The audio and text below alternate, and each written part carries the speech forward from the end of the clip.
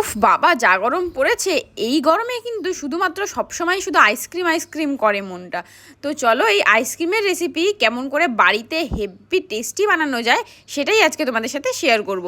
বাড়ির খুবই কম উপকরণ দিয়ে এত সুন্দর টেস্টি আইসক্রিম হবে যে তোমরা বাইরের আইসক্রিমের কথা ভুলেই যাবে। বিশ্বাস হচ্ছে না? বাড়িতে একবার বানিয়ে দেখো।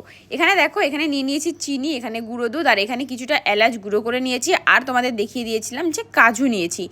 ওর ভিতরে কাজু গুঁড়ো গুঁড়ো করে অনেকটা দিয়ে দিয়েছি দুধের মধ্যে, সেটা আমি ভিডিও করতে ভুলে গেছিলাম। আর এখানে আমি দিয়ে দিয়েছি কিছুটা এলাচ গুঁড়ো। এলাচ গুঁড়োটা তোমরা উপরের খোসাটা না চাইলে না দিতে পারো, শুধু এলাচ গুঁড়োটা করে দিতে পারো। আর নিয়ে নেবে চকলেট, যদি তোমরা চকোবার টাইপের আইসক্রিম খেতে চাও তো, নাহলে চকলেট লাগবে না, চকলেট স্কিপ করে দেবে।